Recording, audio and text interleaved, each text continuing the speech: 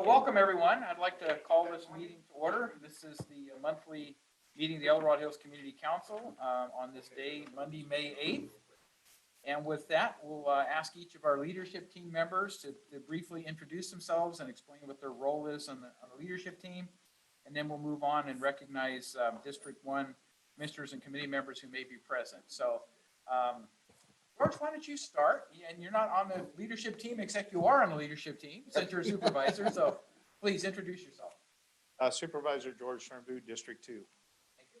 Bob Williams, the representative of District 2, the Leadership Council. Thank you. Yep. Michael Lowenthal, Deputy Chief with El Dorado Hills Fire Department. I chair the Public Safety Committee.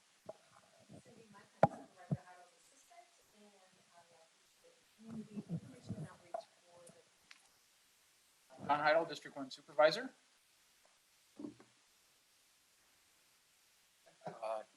John Vania, District 1 Planning Commissioner and the Infrastructure Lead. Lawrence Miyamoto. I'm a junior at Oak Ridge High School and the co-chair of the El Dorado County. All right, thank you for that. And we'd also like to recognize other commissioners or committee members, and we have 3 guest speakers this evening who we'd like to recognize at this point, and then we'll move on from there. But would you please, each of you, just give us your name and your role on the Commission on Aging?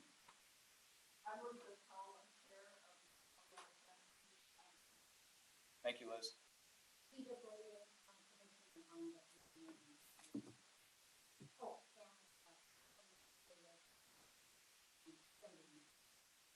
Very good.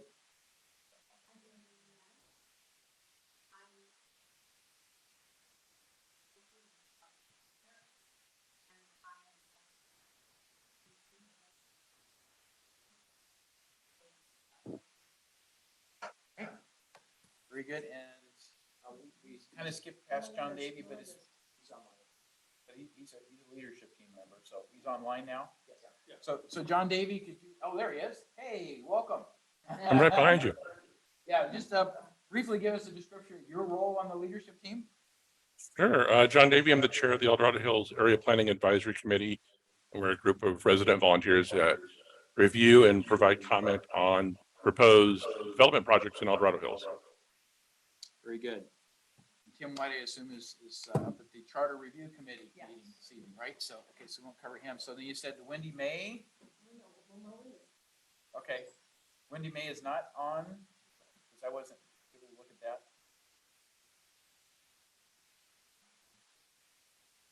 Okay. Melinda Peak, would you please introduce yourself? Yeah, I'm Melinda Peak. I'm on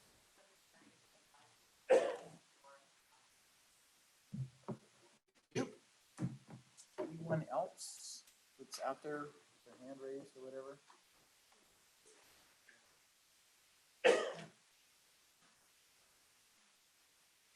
All right, so we have concluded the introductions, and hopefully that gives you a better understanding of the roles that different people have volunteered to participate with. So with that, I'm going to move on to item 2, adoption of the regular meeting agenda. Does anyone on the leadership team have any proposed changes? Seeing none, we'll accept the agenda as identified. Public comment. This is the portion of the meeting we would like to invite anyone present who would like to speak on an item that's not on tonight's agenda to do so. And I will note that we have a couple different times that we're going to be talking about Project Frontier. So if you're here about Project Frontier, we can certainly give you some time to speak as well, but there will be, I think Bob has got some comments on it. I've got some brief comments on it as the supervisor. I think George had some information to share as well. So we'll get to that. The other thing I just want to say is I don't want to discourage our guest speakers if we have a long period of public presentation. So I'm going to ask how many people would be interested in speaking under open forum. If you'd raise your hand, please, so I just get a feel for it. 1, 2, 3. Okay, that'll work fine, and that's not a problem. So with that, let's move on then to the public comment. And we either need to have to come forward with the microphone or have one of these portable mics handy. So Chris, if you want to start, you're welcome to start. This is short. I wanted to comment on the fact that today was the Sacramento-Placerville Transportation Corridor, JPA, Joint Powers Authority. You're the on the board, and we meet quarterly. And I thought it was an interesting meeting, and the fact that you're going to be heading up with, I believe, Sarah from Folsom. You're going to head up the ad hoc to discuss the future and taking in a lot of comments and stuff, hopefully, to make it very complete and transparent. So thanks for chiming in and saying that you would do that. Appreciate it. And the subject is the Placerville and Sacramento Railroad Group. Their agreement is up for renewal in 2024. So we're starting that review process, and we decided, given some of the controversy that had happened in the past and some of the changes on the current SPPC Joint Powers Agreement Board, that it would be good to have an ad hoc committee kind of start that process, invite the public, get all the inputs we want to have relative to the proper uses of the corridor, and then bring it back for a general discussion, agendized for the JPA board, and then to make a determination what the terms of the agreement will be and how we'll move forward. But we've got a lot of history with this. It's just sometimes you need to bring it back for new people to understand some of that history. So, Also, I wanted to say that I am George Turnbull's planning commissioner yes. for District 2. So I work with John Vania, District 1 planning commissioner. We have a long-standing history together. All right, Thank very you. good. Thanks you, a lot. Chris. Yep. Marcus, you want to go? Marcus Worthington. I live over in Blackstone. Late over the weekend, I think probably most people aren't aware of it because if you're not subscribed to the emails for the Board of Supervisors, but a special meeting was scheduled for Wednesday for the Board of Supervisors. And I'm just looking for some clarification on, is that meeting to discuss a workshop? Is that the actual workshop? What's the purpose of the workshop? What is it that you guys are planning on to discuss? Since it seems like it was kind of a late add-on and there's not a lot of explanation. So I'm just hoping to get an explanation for that meeting. So it's been in the planning for well over a year. And it's always a case of when's the right time to refresh the strategic planning process. So we were able to go out and get a contractor, MRG, that will be leading the discussion. So it is a workshop, and it's probably just the beginning of some of the discussion that will happen. The public is invited. But it has been in the planning phases for quite a long time. I don't think we've put anything, Cindy, out on it specifically. But it is open to the public, and it's really about looking at the 5 elements of the strategic plan the county adopted back in 2016, and then look at what we need to do to modify those, if anything. How do we reset goals? It might be near-term things, and the 5 basic elements are things that are represented on our community council. So infrastructure is definitely one of them. Healthy communities is one of them. Economic development, the good governance part, and then public safety. So those are the 5 elements of the county strategic plan, and that's what the review and discussion is going to start with. And then we'll determine for things like economic development, where we have a separate advisory group, the CDAC group, and we're kind of restructuring, redirecting its activities. Then that will be paired off of whatever we come out of for the economic development part of it into that particular group for review and discussion of what they can do to assist the county in getting grassroots information, ideas, what do we want to do, entrepreneurship, those kinds of things. So, but yeah, it's the first step of a series of things that'll happen, but we encourage the public to participate. There isn't a Zoom right now. Is that going to change? Do you know? I don't know why they might not have decided. It is held in the, it's at the Child Protective Services, I think it is, Yeah, that's right. office. And so I don't know that they have an approved Zoom capability there. I haven't seen that room used by the board. So that may have been the limitation. But the idea is you want to do kind of an offsite, right? You don't want the same mix and all that stuff. So we've done the original strategic planning was done in this particular facility. And it's just very conducive to get together and talk. And it's an informal workshop type of process as opposed to a board meeting. But the public is invited. So. Thank you. Yep, thank you. Sorry. About the Zoom thing, I don't know that question was asked. Yeah. Okay, someone else had a comment they would like to make as well? Anybody else? Yes, sir? If you voluntarily identify yourself, we'd Yes. appreciate it, but you don't Yes, have my to. name's John Orozco. Yes. I'm a resident of El Dorado Hills. I just want to give a perspective a little bit on some of the concerns that I have. So just a quick question, and I'm not particularly addressing this to you folks, but just in general. Explain to me how Project Frontier Initiative is going to improve the quality of life for the community of El Dorado Hills and the surrounding neighborhoods. We have real concerns about the size and scope of the monstrosity of this development on the environment, traffic, and infrastructure of such as water and energy systems to support such a development of 4.8 million square feet with 155 loading docks, 2,500 plus diesel tractor trailer moving in and out 24 hours a day, 7 days a week, 12 months per year. I mean, just wrap your heads around those numbers. Those are the numbers that I get from the newspaper, from the data that I have available to me. So how is all of that going to improve the quality of life of the present and future some of the present and future neighborhoods of El Dorado Hills and surrounding communities?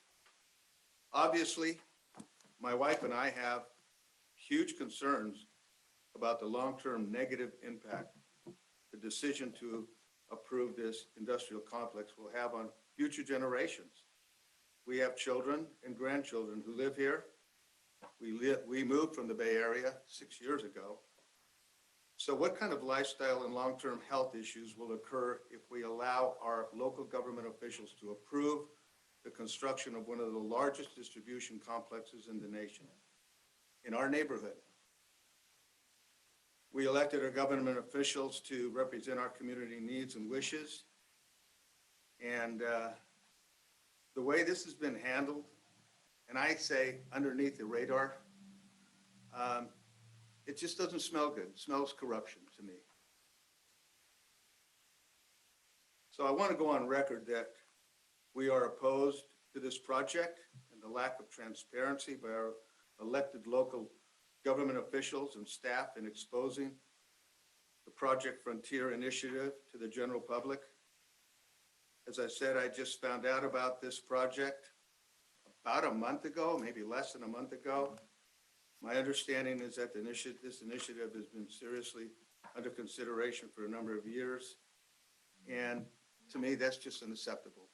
So I'm very interested in what the final result is going to be on this. I hope it doesn't pass, and for the obvious reasons that I just mentioned. Thank you. Thank you, John. And I'll just comment that the county operates under the guise of the county general plan.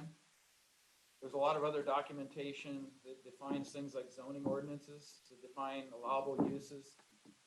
The one thing we have to do in processing any application we receive for land use is to make sure that there's a fair and honest approach to the way it's done, being consistent with the general plan, following the zoning. And our planning staff are the ones who review the projects when they come in to determine what is the applicable of this particular application. Is it a by rights type of project? Is it subjective to certain types of environmental reviews, et cetera? The determination preliminarily that's been made by the planning department is this is basically a by rights application with the exception of the height exceedance relative to the two warehouses that have been proposed. So that's the way we start the process with that input from the planning staff. It's been determined that this will go through the planning commission for review. The planning commission will be looking at the conditional use permit and related activities. I will tell you there's a lot of independent studies that are being done, both economics, traffic distribution, and well as the overall aspect of what does it mean to the business park community and adjacent properties. So those evaluations are ongoing, but we have not had the first public hearing. So we haven't jumped ahead of our process. Nobody's trying to hide this. It is part of the normal processing. On any given week, we could have a project that's been submitted. I mean, the same thing basically occurred with the Costco project. And it was submitted, it was announced, we have a project of interest. That was probably 2.5 years ago, and we're still waiting for something to happen relative to the proponent. So the process is not unusual. It's what we typically do with all the kinds of projects of this type that get submitted. But I think I just emphasize that every property owner in El Dorado County has property rights. And we need to respect what those property rights are. That doesn't say that certain things related to the project shouldn't be and aren't going to be challenged, because they are. But we have to understand that two people have property rights. So I'll leave it at that. I don't want to get into a lot of detail, but that's kind of where I'm coming from. So, did you raise your hand before? I did not. Okay, go ahead. Let's keep it brief. So I don't want this to stand too There's much not a more. lot of folks here, so. Okay. So my name is Servando Delatorre, Mhm. and I live in Blackstone. And I just want to voice my opinion and objection, strong objection to the Project Frontier project for a whole variety of reasons that I'm not going to go into today. But my main concern is that I think the analysis and the traffic study that was submitted was erroneous. And you said everything is above board, nothing going on. I find it highly suspicious that a traffic study was done in the middle of COVID, and then those numbers are taken at face value. That is completely inconsistent with logic and proper planning. So I want to know if there's going to be another traffic study that reflects more of the reality of what we're facing today versus what we're going to face tomorrow with an additional 1,200 trucks a day. So the answer is yes. The analysis that was done was a preliminary analysis done by the proponents, which is why there was no engineering signature on it. They're still gathering information. So that is kind of the starting point for the discussions. They are revising their analysis, as I understand it, with more information. So there will be a revised proponents traffic analysis that should come out with an engineer signing the document that they have, used the best of their skills and abilities to determine what the traffic flows are truly going to be. So we're going to have a proponents updated analysis that should be based more on the factual information than some of the assumptions that were originally made, I think. We're also going to have our internal DOT staff review all the traffic analysis, and they have a separate computer model called the traffic demand model. But they will be testing all of the conclusions that were made by the proponents relative to what is the traffic circulation, what are the number of vehicles going different routes, what's the LOS level of service going to be. And then in addition to the DOT staff conducting that separate analysis, they also have a consultant who we have on contract who is going to do a third analysis, if you will. So we'll have 3 sets of inputs to compare when we get to the public hearing process to look at how valid was that traffic analysis. And hopefully we end up with a situation that there can be some level of agreement at some point in terms of what truly is the forecast traffic. But also keep in mind that the traffic demand is generally looked at on an average daily weekday use, and they look at peak demand in the morning and peak demand in the evening. That's primarily what drives level of service determinations. So those are considerations that are separate from things like holiday periods, which we've heard a lot about those as well. But it doesn't mean those questions can't be asked. What will be the increase in traffic flow from the first part of December to the end of December? Those are fair questions to ask, but they're not something that they would typically do in a traffic analysis. I'm just saying there's standards that they follow. So hopefully that gives you a little bit of information, but there will be 3 separate analyses we will all be reading to determine what are the facts. Oh, I figured, thank you, and thank you for your answer. I was just want to make the point that it seemed like they were going to go with the numbers beforehand, before this was elevated to the commissioner's open discussion panel. So as long as new information is coming out, and as long as everybody has the opportunity for a public forum, which I think we pressed the issue, but we're there, I do welcome new input to review. Thank you. All right, thank you. Anybody online? What do you say, Cindy? Oh, I thought we were doing the speaker. We have one person online? Yes. Let's do the one person online. So Sue Williams? Okay. All right, so you should be able to unmute and talk.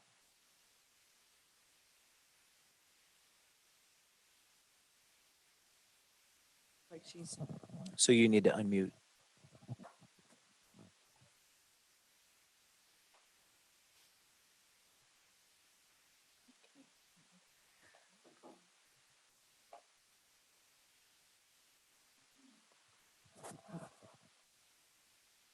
Sue, can you try unmuting? Your hand is up.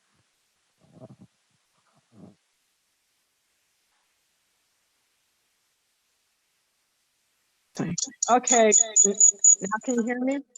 Yes, we can.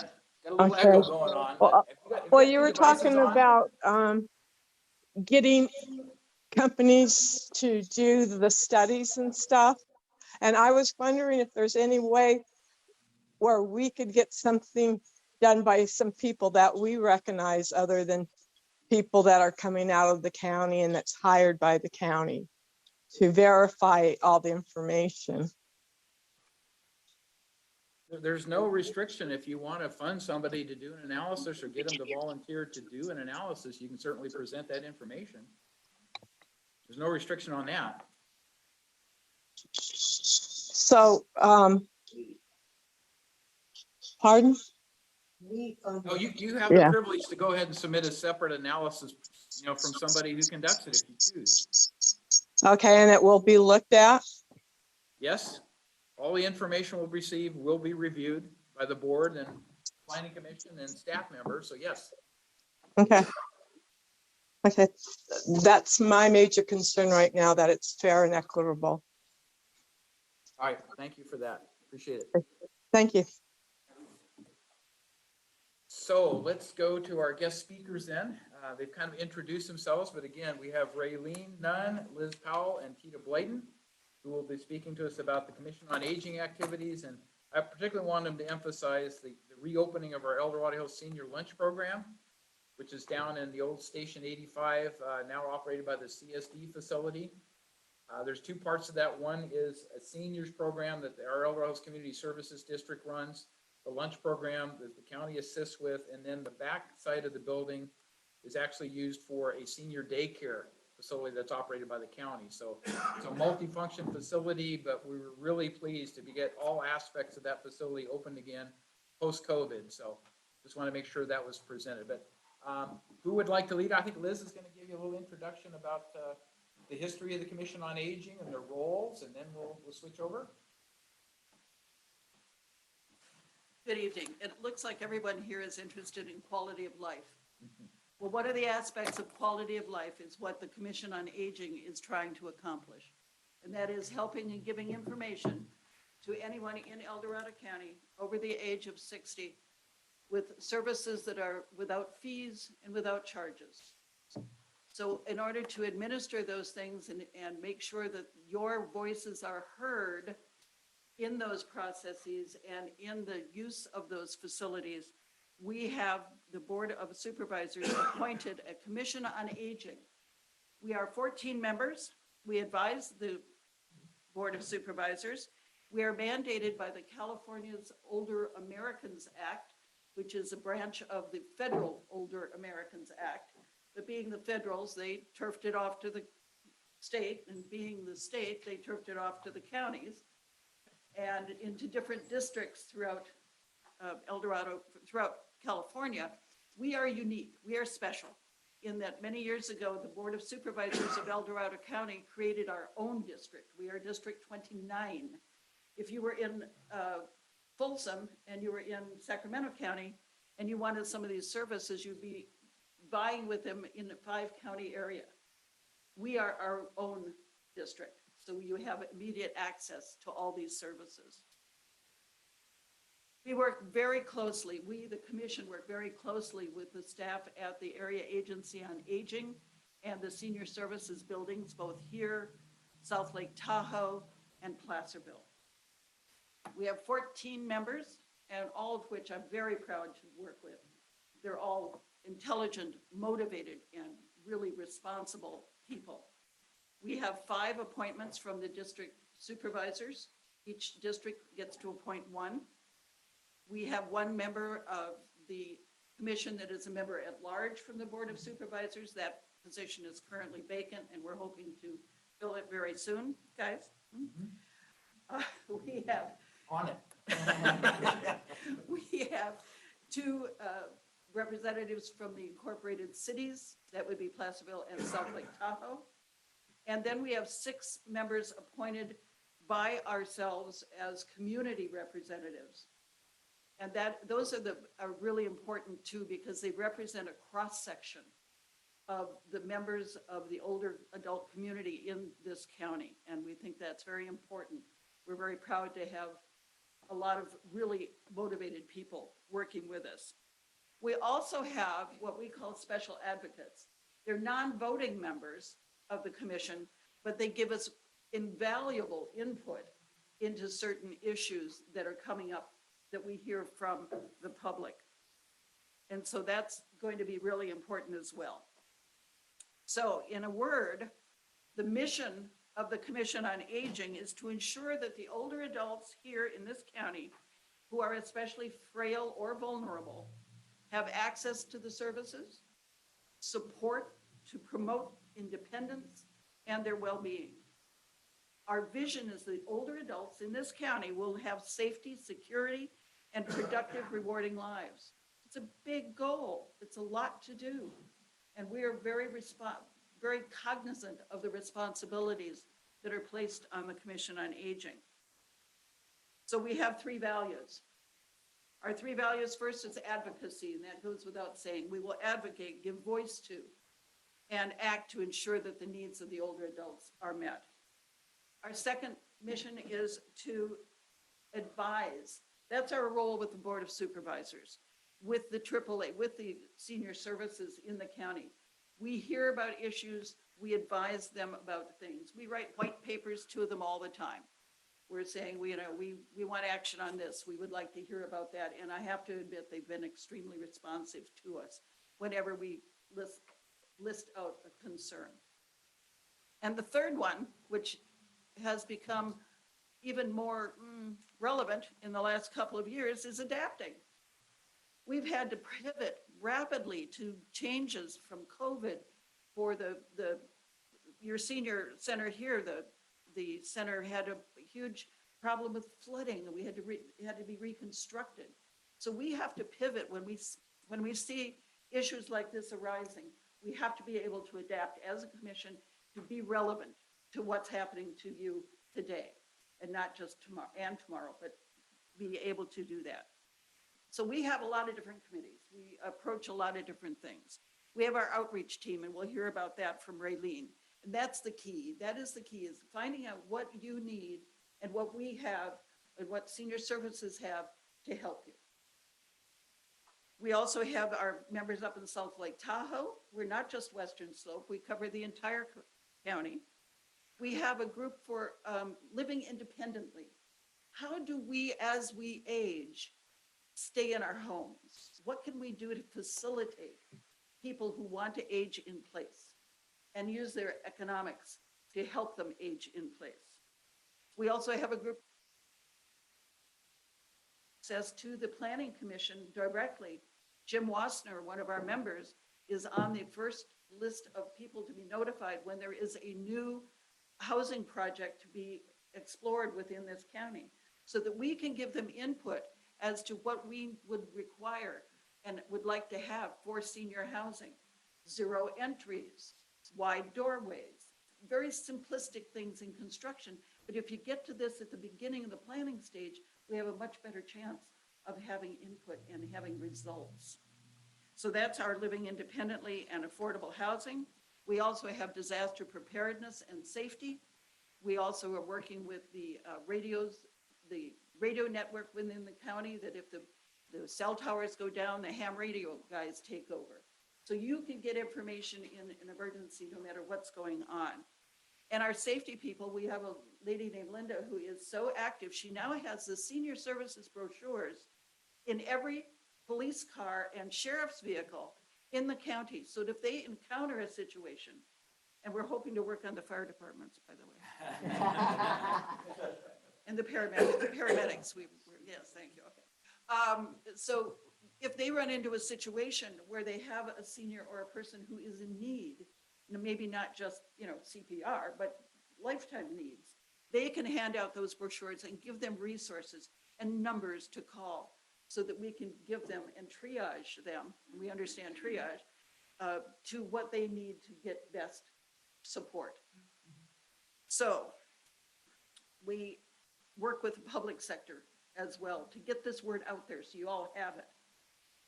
We write monthly columns for the Senior Times. We have copies of the Senior Times on the back table. Please pick one up as you leave. We would love to have you subscribe to it. It's a subscription. It costs $5 a year to have it mailed to your home, which barely covers the postage these days. But it's something you probably would get a lot of use out of because it talks about all the activities, all the resources, and articles about senior living. We attend community events. Here's the example. And one of the big things we do every year is we present an award called the Senior of the Year, which will be awarded next Tuesday at the Board of Supervisors office. Groups and individuals throughout the county nominate a person or a couple who have gone above and beyond in volunteering within their community. These people are nominated, and then we give out the nomination awards, and then one of them is being the Senior of the Year. And they get a really nice little statue, and we give them lunch, and it's a wonderful thing. And lastly, we are always promoting volunteerism. Please, if you have time to spare, if you have moments in your life where you can sit on a telephone or would like to come in and help pack brown bag lunches, or can drive to the homes of people who cannot leave their home and need the nutrition, please be a volunteer. We have numbers to call, believe me.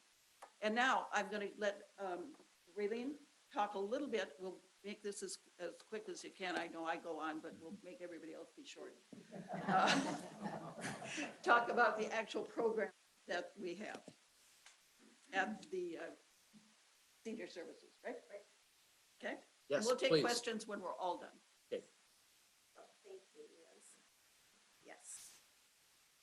We'll try to be quick here, but it's hard to be quick when we have so many wonderful programs and we don't want people to not know about them, unfortunately.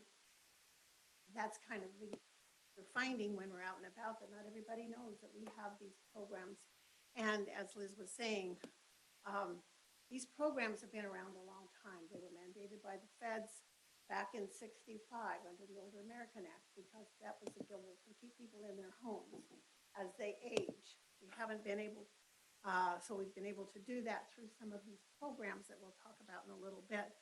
But as Liz said, it all came down to the counties, and in our case, all county programs had a choice on how they were going to administer the programs. They'll do it by nonprofits, or in the case of El Dorado Hills or El Dorado County, the county elected to have it, all the programs administered out of Health and Human Services. So they are all handled out of there, but you'll hear this word often tonight. A lot of these programs are really successful because of the people that volunteer to serve in these programs. It couldn't happen without our volunteers. So I just wanted to let you know that. And our programs now are all for those folks who are 60 years old and older. And the wonderful part about it, nobody looks at your income. Everybody who's 60 can take part in these programs. So we don't have any restrictions on, and that is coming from the feds. So and all these programs, which is interesting, available in every state, just in a different, they'll look different, but they're all available. So let's talk about those programs that we have. And some of them are, I guess I'll start with the one that everybody likes the most once they find out about it. And that's senior legal services. You want a free lawyer? Who doesn't? And you can have a free lawyer And you can have your wills, your trusts, your consumer issues, your property issues, all looked out by a lawyer, meeting them face to face. And as John was mentioning about our senior center, they'll come down here to the senior center about the second week of the month. And you'll have a face to face with them and they'll work on your legal issues. And only thing you have to do is call for an appointment. And this is the kicker. In that, you can't be in a rush. So don't be panicky and upset if you don't get one tomorrow appointment. You'll get an appointment maybe down the road a few months, but you will get it. So patience, and you'll have the best service and at a reasonable cost of nothing. And I think one of the things that we find is when we're out and about, this program is the most highly touted by all of the people who attend these events. We'll start, having our brochures out and we'll have talking about it. Everybody who has ever, I think, had services, they absolutely love them. So anyways, that's one of them. Then there's one that I hold near and dear, and that's the Health Insurance Counseling Advocacy Program, HICAP. And that is a program that I'm a counselor in. And all of us are volunteers. And we had so COVID, we would come down to the senior center, and I know we're working on trying to get back down here because our senior center is now open, and we're working to get back. But this is an ability to come in, talk to somebody about your Medicare issues that you might have, and there are absolutely only volunteers. Nobody's selling you insurance. You're going to go out and inform consumer. And another thing we can do is we can help you with those long-term care policies that are kind of taking on a new look.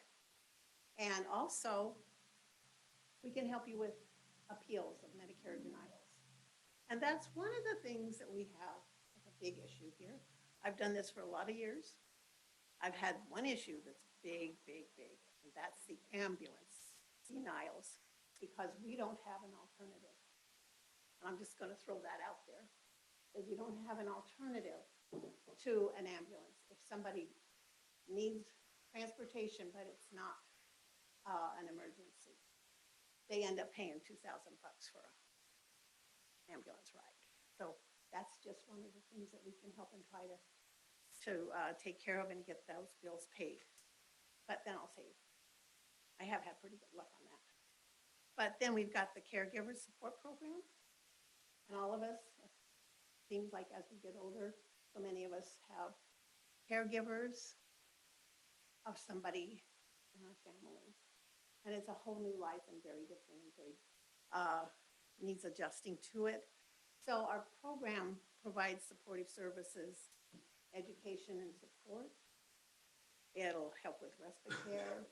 And one of the things that I used to go do presentations at their meetings of these caregiver support groups.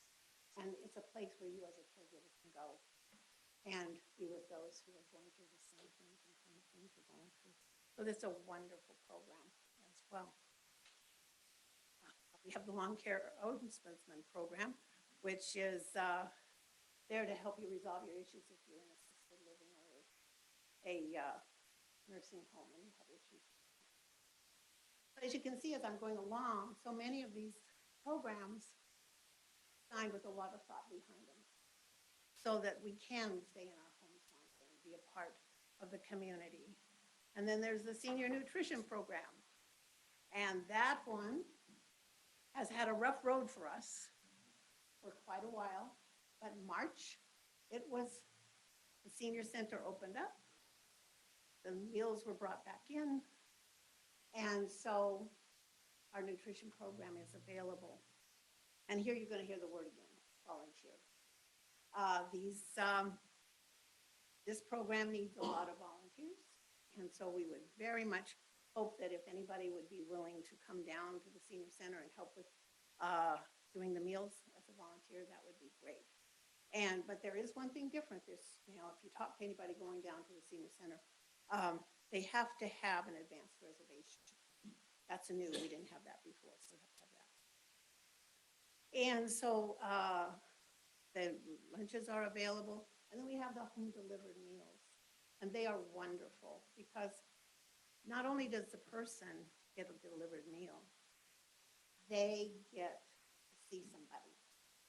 You know, I delivered meals years ago, and I was the only person that person would ever see. They wanted to talk. They just wanted to share and have you there for 5 minutes to talk to them. So home delivered meals, if you want to be a volunteer, that's a huge reward in that one. And then we have senior peer counseling.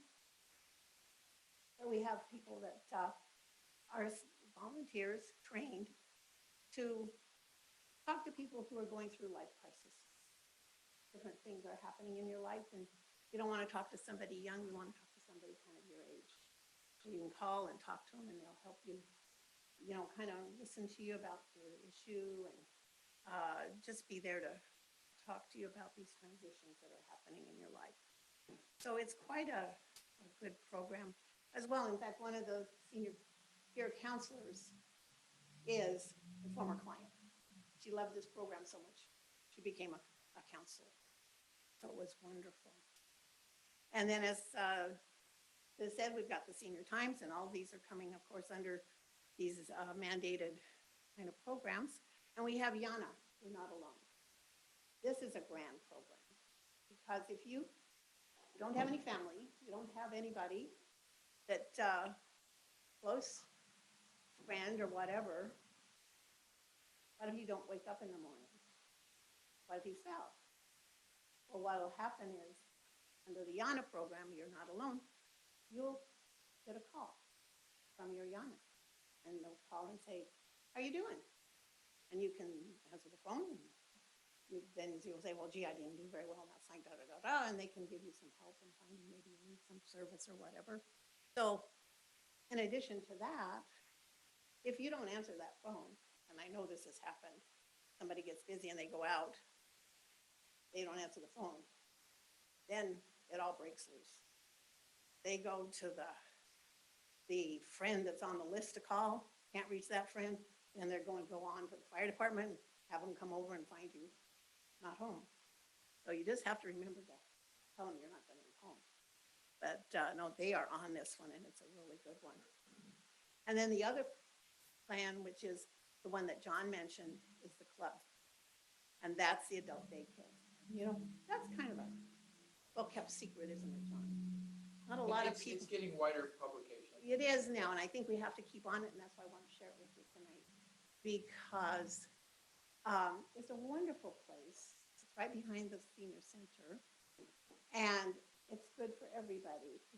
Those people that have things going on that are disabled or frail or something, and they have their caregivers at home taking care of them. Well, this is a place that you can bring this person. They're engaged with others. They have lunch. They can spend 8 hours, as many hours as they want. They can be involved in activities that are going on there. So for the person who is having these issues, it's wonderful. But for the person who's the caregiver, it gives them a way to have a little bit of respite. So it's a wonderful, wonderful program. And this one does have some costs. And it is about $58 for 8 hours. But it is so well used. And so again, we have these programs. The senior center is now open, and it's open from 8 to 4. And a lot of things go on there. The senior nutrition program is back and running. Also, there's a community council and the CSD that we kind of work with, and not as close as part of the commission side, but we do work with them, and they have activities galore coming back. And it's all because we've been able to open that senior center up again. And that took a lot of work. But it's there and up and running, so it only can improve. And we just have to work on that. So those are kind of the programs that we have. And as I mentioned, I just want to say one more time, you know, I have to rush here. Let's talk to our friends and see if we can find a volunteer. We sure need them. So I thank you so much. Tita? Wait, wait, she comes up. Here is our brochure. All those programs I talked to you about. We have our table up over there. Help yourself. Take as many as you like. Give them to your friends. Because these are the programs with phone numbers, details of the program, and, oh, one more, information assistance. That program is the heart of all of this. County office, county staff, if you call, you see a program in here, you want more details, or you're not sure what program you need, call INA, and they are the most amazing team of counties tell you and direct you and help you. So be sure to call information assistance and volunteer. Thank you, Raelene.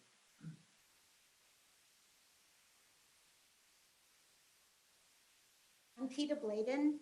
I'm going to talk to you about the California Senior Legislature.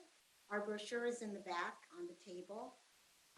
But you probably don't know much about the California Senior Legislature. It's a volunteer body whose primary mission is to identify senior concerns and improve the lives of all aging Californians. The CSL develops legislative proposals and prioritizes them to present them to members of the California State Legislature. And through this process of determining proposals that will benefit seniors, we will vote on these proposals as the California Senior Legislature, and the top 10 will be presented to the regular state legislature. So the CSL is a state agency created in 1982. 120 volunteers comprise the senior legislature. There are 40 senior senators and there are 80 senior assembly members. Raelene is a senior senator and I'm a senior assembly member. We just were sworn in October of 2022. We are basically nonpartisan, we're volunteers, and the Commission on Aging in El Dorado County is the selection committee for the California Senior Legislator to be for the representation for our county, and will serve a 4-year term. During the annual session of the legislature, which is held in October, we serve on different committees to basically vet the proposals that will become, hopefully, bills that will be worked on the following year in the regular legislature. The 5 committees that the legislature has are health, finance and insurance, state and local government, housing and transportation, social and community services. We're probably the best known, best secret. We have actually accomplished a lot in the last few years. This pamphlet has over 200 proposals that the California Senior Legislature has authored, actually got passed into government. The most recent was legislation in 2022. And something as basic as ensuring that skilled nursing facilities have backup electrical supply, that was signed into legislation last year. And it was a proposal that came out of the California Senior Legislature. So we're working on, we've been working with the legislature for the bills that have been proposed for the 2023 legislation year. They're in progress, in committees being vetted. One of the ones that I'll let you know about, we don't know whether it'll even make it to the governor's desk to be signed. It's for skilled nursing facilities, for the patients at a skilled nursing facility, for either them or their families to give informed consent when these patients are administered psychotropic drugs. So basically, we're trying to make sure that whenever those types of drugs are administered to a skilled nursing patient, that either the family or if that patient can consent legally, that there is consent on these drugs being given to them. So anyway, well, Raelene and I will keep you informed on this. And since we're newbies to the legislature, we will hope that possibly next year, we're going to be able to buddy up with other rural counties and also co-sponsor policy that's relevant to El Dorado County. Thank you. So please take these brochures so that you understand what we can do for you. Tita, questions from the leadership team or comments? Any? Very good. Anyone? I have a quick one. Yes. As the representative of District 2, I want to, since we represent two of the largest senior communities in El Dorado County, Four Seasons and obviously my home base, Heritage, not to mention other seniors that live in communities throughout the southern part of El Dorado Hills, Blackstone and the like. We want to thank you. I want to thank you for all the great service you're doing for our seniors. We are very much committed to want to get more involved with you, and we'll certainly reach out more to make that happen. As you'll note that in the rest of the meeting, there's going to be other topics that involve active seniors that are very much involved in the evaluation of the health risks associated with Project Frontier and some other issues. As we move forward, we would hope that there might be a way that we could address those issues to the commission, just for informational purposes, and I know it's not part of your mission, but just so that we are all talking to one another about the impacts to our health and our well-being and our quality of life throughout. So again, thank you so much on behalf of Heritage, Four Seasons, Blackstone, and every other senior with gray hair. Thank you. Anyone else present in the conference room here that would like to raise a question or make a comment? All right. You guys did a great job, I guess. Yeah, sure. One of the big issues that, I've been supporting seniors for a long time, especially our little El Dorado Community Church. So during COVID and stuff, that we've taken food out to a lot of the seniors and stuff. We had a list of seniors that needed food because they couldn't get out of their houses. So we took it on our own initiative to make sure that they were served and they had the adequate food that they needed. Also, our little community church also made prayer blankets that went into all the patrol cars that were in there, and they were lap blankets is what they were. And it was kind of a neat thing, and it was all in all of the patrol cars that was put in. So, this little community church has done a lot for a lot of seniors through the years and stuff. So you need to come and join us sometimes and see what we're all about, because we care about seniors very much so. And I know that I've talked about that many, many times, and John knows that I do care about them. So anyway, and thank you for all your hard work. I really appreciate it. And Linda is a saint. She's my appointee. So she's been getting out all these brochures to all the patrol cars. I just want to put a shout out to our food bank. Yeah, definitely. Because they have been very, very supportive in all kinds of endeavors during the senior food pickup process that we've got going on. I know we're handing out brochures that talk about the services, kind of alternating that with the Senior Times publication. So we're trying to use as many avenues as possible to make sure that the important information gets to our senior population, because they're not all active internet.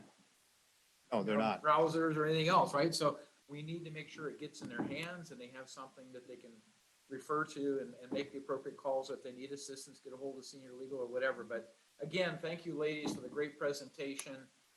Great program. It's had many years of positive results, and we look forward to, with the new legislative actions and stuff, even more positive results for El Dorado County. So thank you for your volunteerism, because without that, I've said it many times, El Dorado County doesn't do well at all without all our volunteers helping us be successful in putting programs out and making services available to people. So thank you.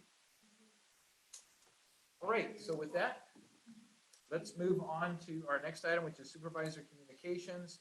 I'm gonna go through these very quickly. Nothing new on Central El Dorado Hills. They're still in discussions relative to the development agreement team, and some changes, new proposals are being made as I understand it, but I know nothing about the details, so that hopefully will start emerging again in the next couple of months. Nothing new on the Costco project, although I did get an update today that it sounds like it's gonna be another 3 to 4 weeks before the EDH 52 portion of the project is ready to submit their revised plans. So it'll be a little while, but it seems like they are getting closer, hopefully, because that's been a couple of years that we've been talking about that. Project Frontier, the conditional use permit, we already discussed that a little bit. It's gonna go to the planning commission for the height variance. For the 2 buildings, planning staff is still waiting for the proponent's response to several questions and requests for information, so we can't project when that might be. I do know that Supervisor Turnbull would like to share with you a communication from our planning, Director of Planning and Building, so. Anyway, so I submitted a letter to Karen Gardner to ask her when it was, because I know that you guys had a lot of concerns. And when is it going to come to the planning commission? So here's what she wrote back to me. No date yet. We are still waiting for the information from the applicant, and we have no ETA for that. Once we receive the information, it will likely be at least a few weeks for staff to analyze it and review the information. After that, we would begin preparing the staff report. Once the staff report is done and all documents and reports have been received and reviewed, we would then determine a planning commission date. Typically at least another month before the actual planning commission hearing because of the time for the agenda preparation and noticing requirements. So anyway, that's a letter from that. So that way you guys at least know, because I know you guys were really concerned, when is it coming to the planning commission? So I understand, George. Yeah. We're in May. It's gonna take them, they haven't received the information yet. It'll be another month for the staff to look at it. So we're into June. So at the earliest, July, August, is that probably the earliest? Very early is the end of June, and that's really speculative. Probably Okay. more like July or August. Because we don't have a commitment as to when they're gonna respond to all the questions. They haven't responded yet at all, so. It's in their court to get that done, and then we can move on with scheduling the planning commission hearing. Anyway, you guys requested that, so I sent an email to her and that's what the response I got from her, so. Very good, thank you, George. The last thing I wanted to cover is the most recent Board of Supervisors meeting. There was a big discussion about vacation home rentals.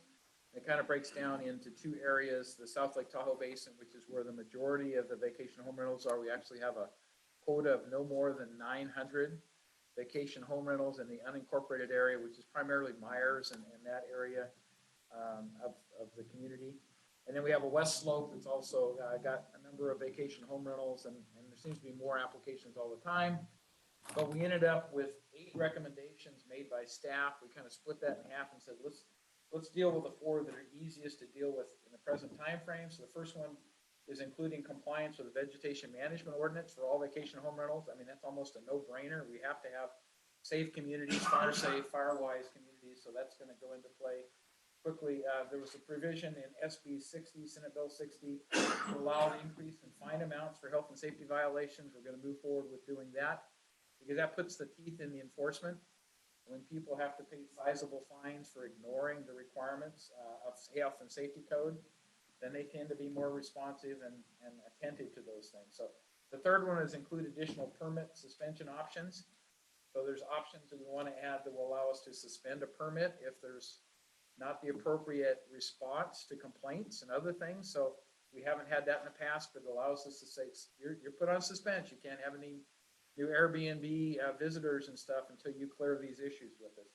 And then the fourth and final one was local contact, allow to be certified, and that's an online exam. So local contacts are written in the ordinance is the first person you call when you have a complaint, and they're supposed to respond in a very timely manner to deal with it. And then our code enforcement officers would be the second level of response. And then if it's weekends and nights, it ends up being the sheriff.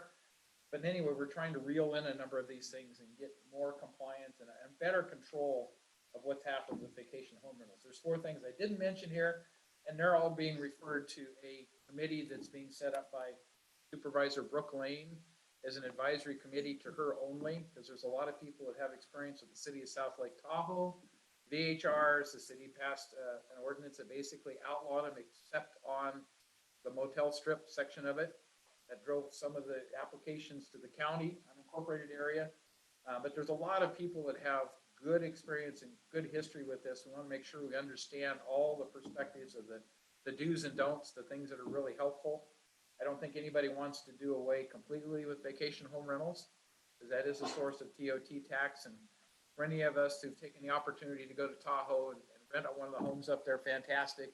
Family reunion, whatever it is, it's just a fantastic resource. It's pretty close to home here in El Dorado Hills. So I'm hoping that those availabilities are continued. There's always complaints about partying and other things, but we'll deal with them one at a time. So that's the only other thing I wanted to add. Chris did ask that we acknowledge that there is a movie that's currently being now streamed on Amazon Prime. It's called Not Your Year. It was filmed in our own town center, West, in 2015, I guess, was the time frame. So if you're an Amazon Prime Video watcher, you can see scenes from our El Dorado Hills Town Center. And so we want to make sure that was available. I think we got notification of this. I'm not sure if we put it on social media.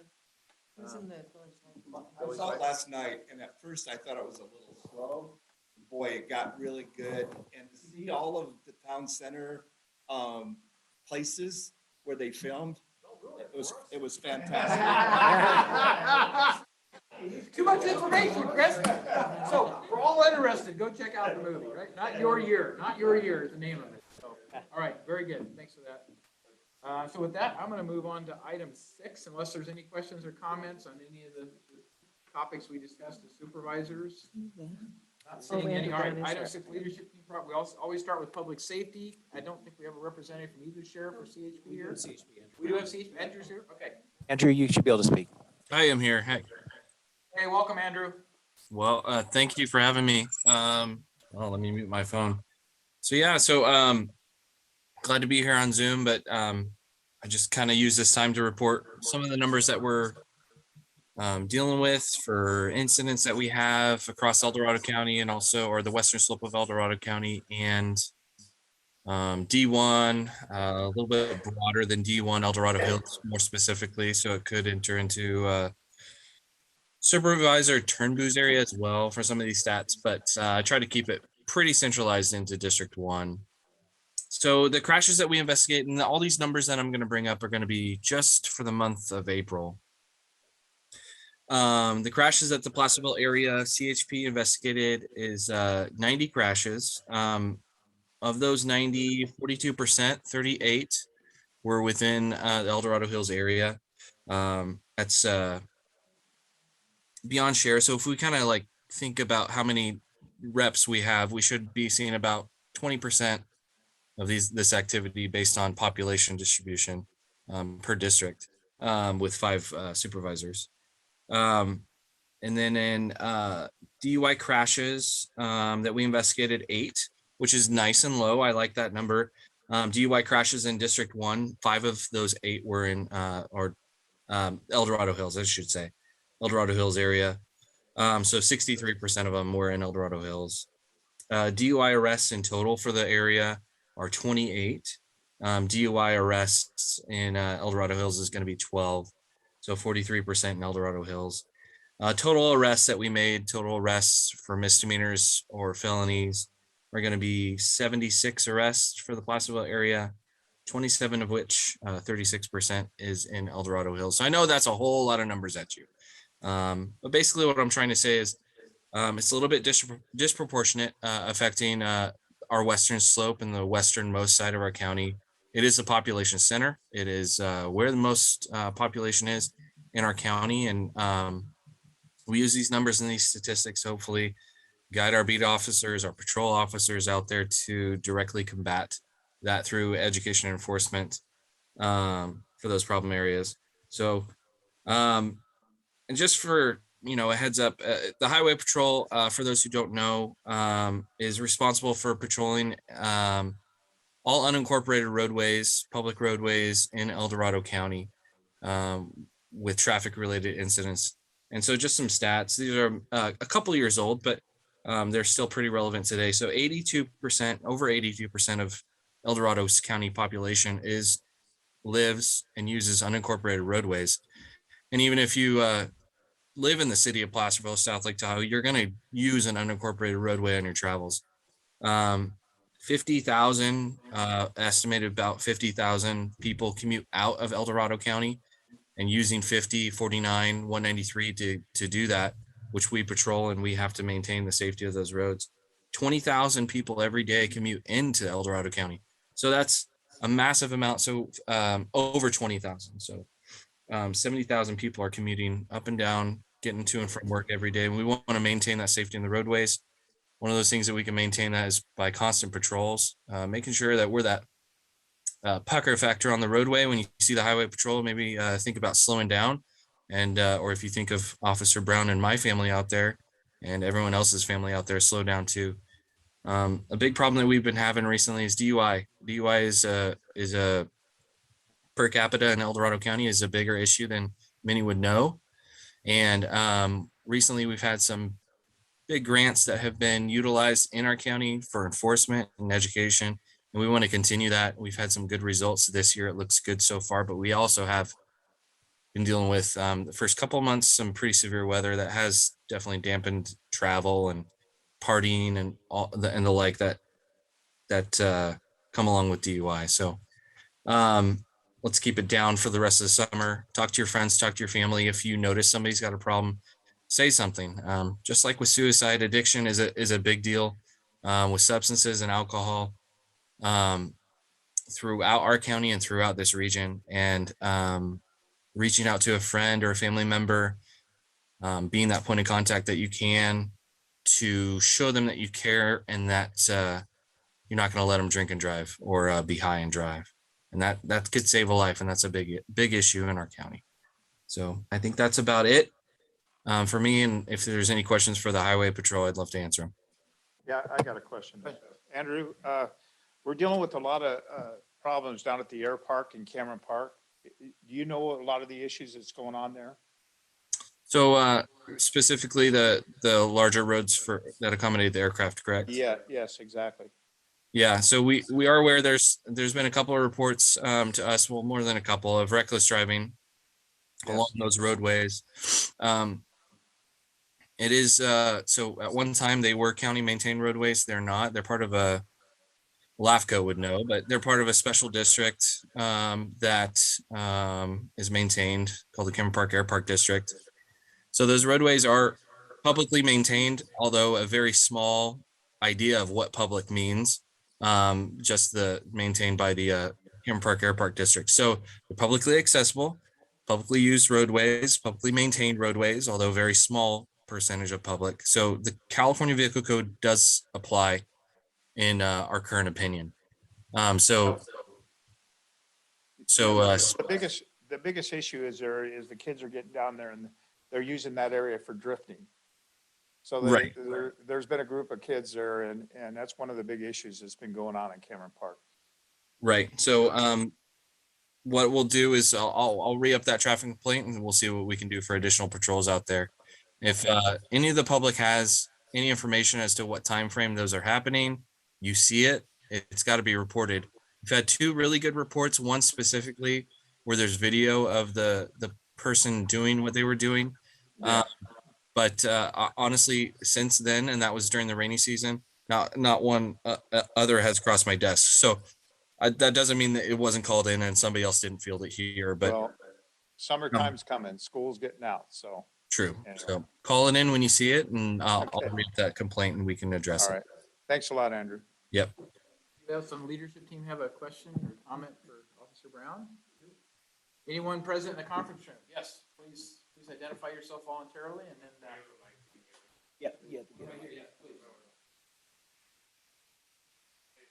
I did have a couple questions about the statistics that you provided. The first one was, did the DUI arrest that you cited, did that include handoffs from the SO or those just from the chippies? Yeah, so there is a memorandum of understanding. So when a sheriff's deputy does pull somebody over, they are always 90%, 90+% of the time turned over to the highway patrol for arrest. So it is statistically, I'm counting those, yes. And then are you breaking any of those downs with like RX DUIs or drug DUIs or HBA DUIs? I'm not. Do you- Okay, I think that'd be interesting to hear some of those statistics. And then I also was wondering, I'm guessing you aren't doing this, but I would also be interested to see if you guys can do some investigation, since our DUIs in county are so much higher per capita, into locations from where they're coming from the start of their drive. Are you doing any of that? That's not something that we would necessarily release. There is confidentiality in our arrest reports. So location of drinking would be a statement of the person that we are arresting that would be redacted from usual reports, unless it's being used in a scholastic study and they sign a specific waiver to not release that information specific to that subject. Have you guys considered using it for increased patrols for areas to be looking at? Of course, where you're yes. seeing more? Yeah. When we see specific trends, yes. I think it'd be interesting for the public to at least know where some of those heightened areas are, if you guys could talk about that at some point. That's all I had, thanks. Thank you. And remembering back the grant monies, we had to, for a period of time, CHP had to look at, particular studies of where the DUIs were coming from and what was the last site that somebody was at before they got stopped. And so I know some of those statistics were pulled together. They're still, I think, somewhat confidential. But have you heard anything more about any additional grant funds and studies that are coming forward in the near term? Or we're pretty much done with those? Yeah, so this year we weren't awarded a grant specifically for regional or a corridor grant. But every year, every command in the state is required to submit a proposal for a specific grant. I don't want to tip my hand as to what we've proposed this last year, but it has to do with multiple areas for a specific corridor grant. And I don't know if that will be awarded. So we are continuing striving annually to get more patrol monies in here to decrease DUIs and deaths on the roadways. Thank you, appreciate that. All right, I don't see any hands raised or anyone else. So thanks again, Officer Brown. Really appreciate your comments and inputs. And I think with that, we'll move on to fire. Yeah, so Mike Lowenthal, Deputy Chief with the Dorado Hills Fire, and Maurice Johnson, our Fire Chief, is here as well. A couple great things. I mean, we had a really, really wet winter. As you all know, the snowpack is really high. What that equates to down here, at least in the Dorado Hills area, is some really tall grass. You've probably seen it growing fast.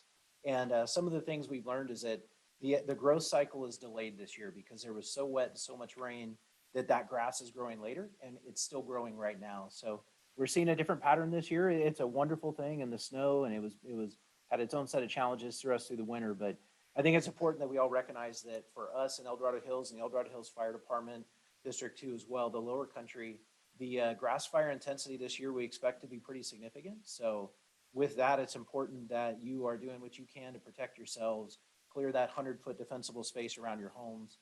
If you're doing burning and doing burn piles, remember that as of May 1st, you need a burn permit. You can access that through our website or through the CAL FIRE website, but it's an online process. It's not terrible to go through, but it is something that is worth talking about. We are preparing, the fire department is annually this time of year. We'll be out this year throughout this month training in the Latrobe area off of Ryan Ranch Road. We have some really good plans to train our staff just to get ready for peak fire season, which is something we do every year. We also are really aggressively working on our defensible space inspections. So we have, many of you know, many of you don't, we do have 3 defensible space inspectors in partnership with the county that they're out looking at vacant lots that are vacant, about 1,800 of them or so in the community, as well as properties that have homes on them and making sure defensible space is in place. So a great program. It's to the benefit of all of us. And I think one last thing that I'd like to say before the chief talks a little bit about our training center is that it's really important that you partner with us and protect your home. Talk to your neighbors and help them protect their homes. It's an important message. It's neighbor helping neighbor, and it's how we're going to tackle this fire problem this year. So with that, I'd like the chief, he's going to talk about our training center.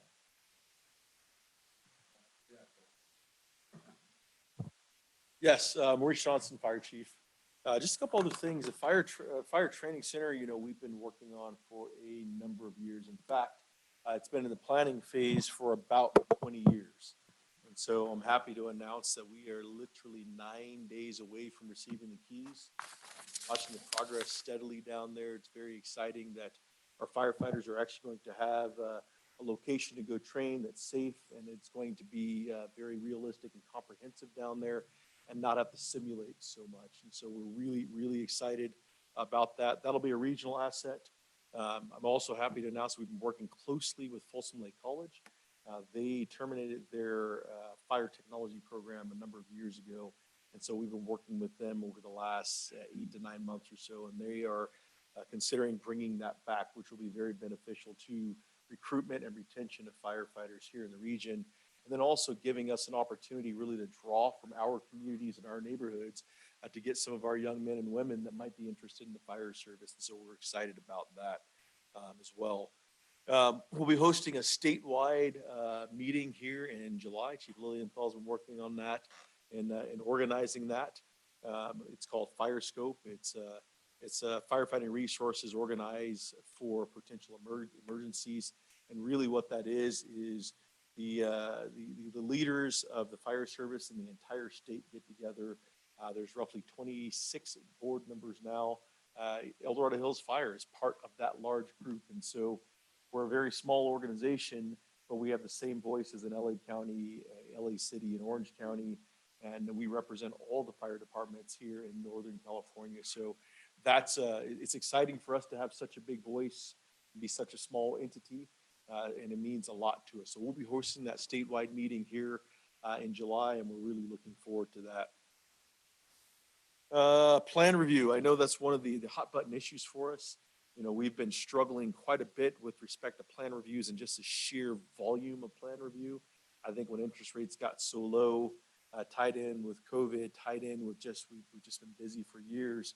We got to be about 6 months behind in getting plan reviews done, which is to say that if you submitted your plans, we wouldn't even touch them for 6 months because we didn't have the people, we didn't have the capacity, we didn't have the systems.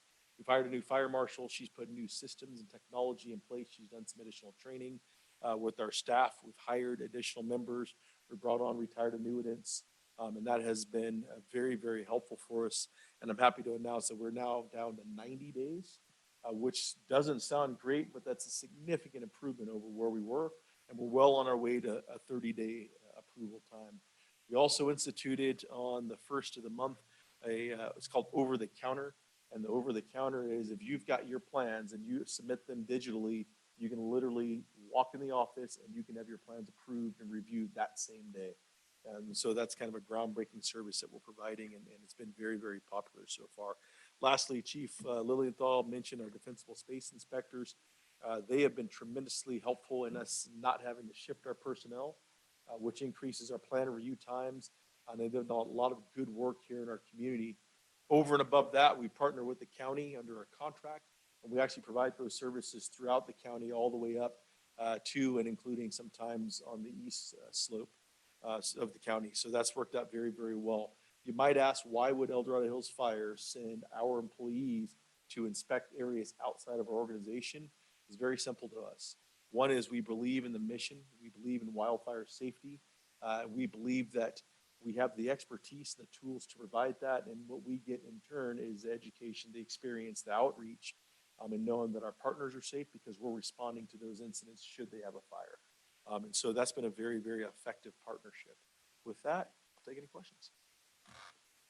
I want to extend my appreciation to the fire department for attending our Lake Hills Fire Safe Council, and Krishana Fields was a guest speaker. Every year I learn something more about defensible space. Now there's this Senate Bill 3074, I think it is, that reflects amber zones and all the new requirements on housing. And so the state keeps turning up the game to make us safer with the way we do our landscaping around our home, materials that can't be used in certain proximity to the home surfaces. So just expect a continuation of those kinds of things, but it's all the right things to do. When people first read about it, it's kind of, oh my gosh, this is going to cost me a fortune to remove my landscape and do these various things. But I think the expectation is over a period of time, those things will occur, 2 or 3 years. It doesn't have to be all done at once perhaps, but we do have new state laws, and I applaud the fire department for getting out there and looking at those things and communicating with the public what the new requirements are. So much appreciated. Anybody else have a question or a comment for fire, El Dorado Hills Fire Department? Not seeing any, and I'm not seeing any hand raised. Okay, so we're gonna jump to infrastructure. So John Vania, please go ahead and share with us your inputs at this point. Yeah, thanks for letting me go first. I have another commitment I have to go to, so SB 1, which is to address maintenance improvements that was approved by the state. And so annually, I think they come, is it annually, Supervisor Heidel, they come to you, the Transportation Department, for these Yes, projects? yes. Yeah. Every year they come up with a new list for each of the districts, right? So there's Right, a District right. 1, there's a District 2, and I didn't include. Right. So in the El Dorado Hills area, we have some sections for surface treatment, which includes it's a whole host of things where they start off with vegetation removal, they do drainage improvements, and then they finish off with their road surfacing and so forth. So sections of Mormon Island, St. Andrews, and Shadowfax. We also have some other surface treatment stuff going, continuing on El Dorado Hills Boulevard as well. And the much anticipated, which includes some capacity improvements as well. Has anyone noticed the traffic on Saratoga at the left turn pocket? Or is it just me? Oh. So, yeah. So they're going to be extending, the left turn pocket to provide some additional capacity there. So that will help. That's going to be estimated to be completed by next year. And I won't provide any spoiler alerts in respect to exactly what they're going to do, but it's going to be some landscaping and some tree removal, unfortunately. But Silver Valley Interchange, they're going to be doing some landscaping improvements at the interchange there. And it doesn't give the limits here, Supervisor Heidel, but Green Valley Road, they're going to be doing some rehabilitation and some surface treatments, a 7-mile section. Do you know if that's going to be down in this area or up the hill? It's in District 1. Okay. It's in the District 1. Okay. So that would be in El Dorado Hills. So that's on that, and that's online if you want to look in more detail concerning those improvements and so forth. So the Planning Commission are there a few Blackstone folks here? Okay. I gathered that. I try to make this a little lively on my end, like the rest of us do here. So we have a project this Thursday, East Ridge. Heard of East Ridge? That is a development that's going to happen. Same developer up the hill from you. Okay. And they are proposing a revised development agreement. And it should be interesting. So if you're interested in, what's going on, in your neighborhood, you might want to either Zoom in or join us on Thursday morning. Is that a final reading? Pardon me? Is that a final reading of that proposal? Are you going to pass judgment on that proposal? Well, we're going to provide recommendations to the Right, board. okay, Mark. And it's also, I think there's some other groups that are going to be chiming in on that as well, if I recall. So kind of interesting approach.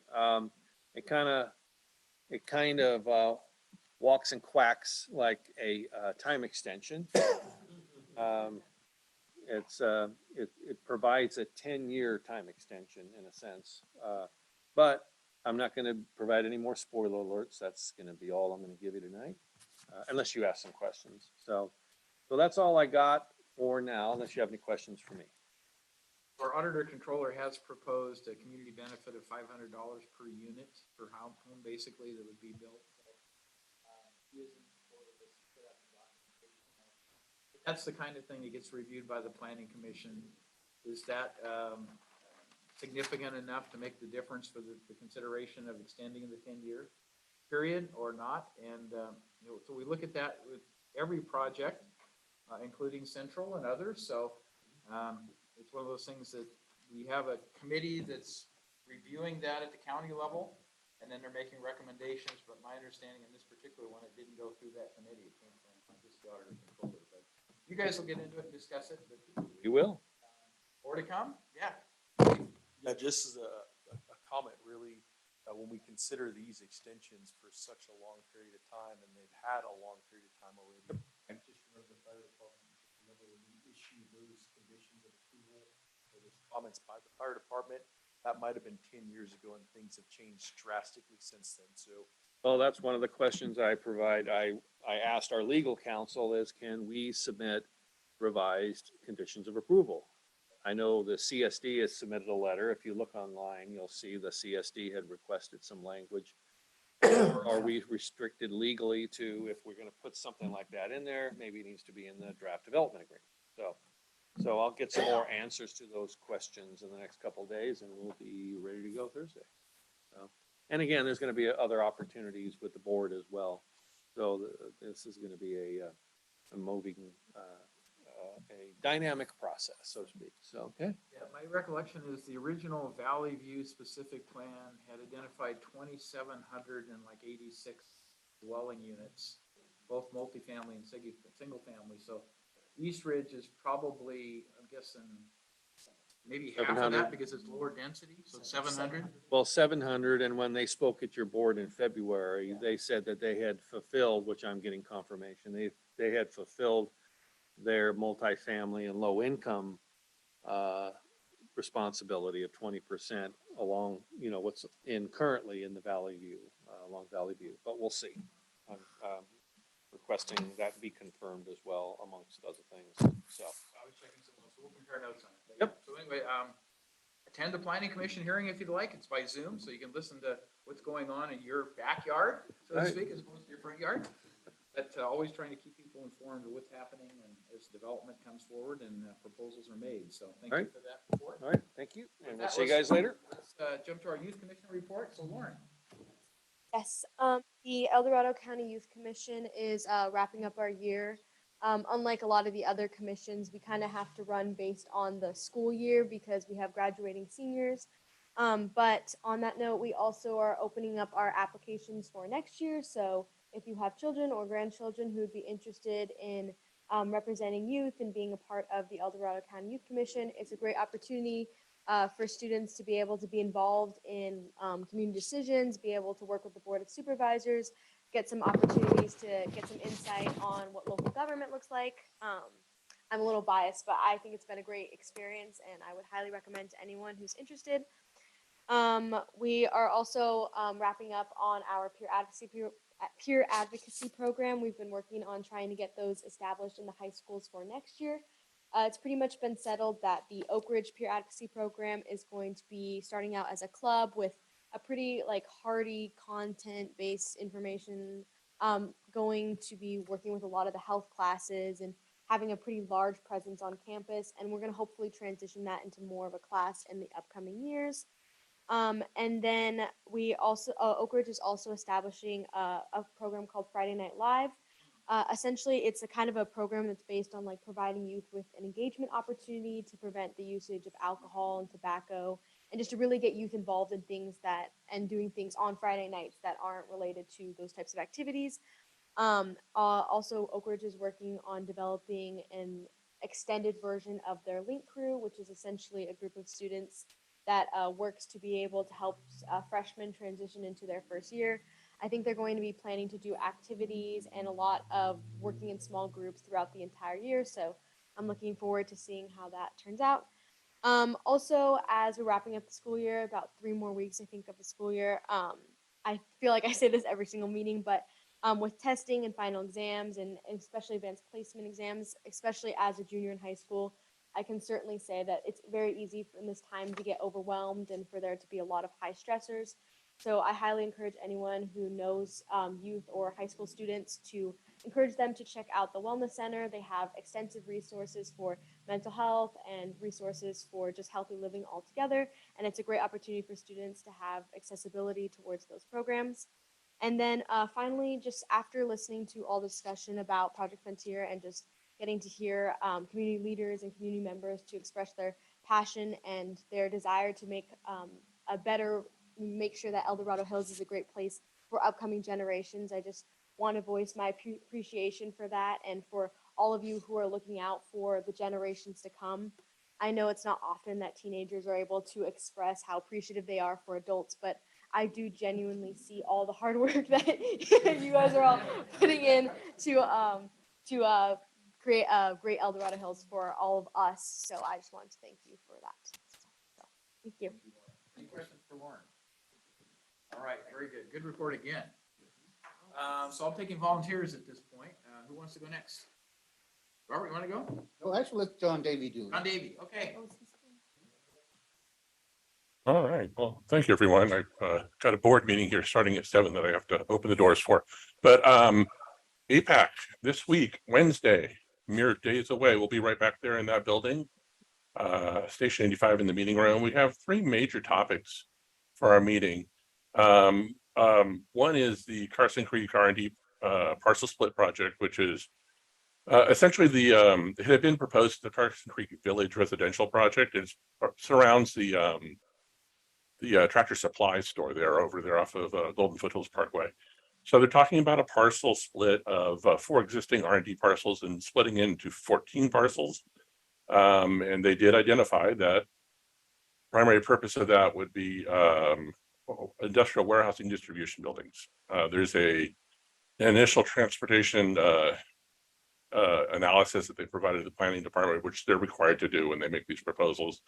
There's some significant numbers there and we'll look at them, but right now this is a parcel split. So we'll probably be trying to get our comments in for the TAC meeting, which is on May 15th. So we'll have an initial discussion so the community can hear about it at our meeting on Wednesday. The second item is we'll have a discussion limited on Project Frontier to really the economic impact analysis. There, we had a set of images and slides that were presented at our March meeting from the applicant, and then we have a document prepared also by APS that was presented to the county. It's on the county fact page. It's also on the APAC website of a little more detail in terms of the financial impact analysis.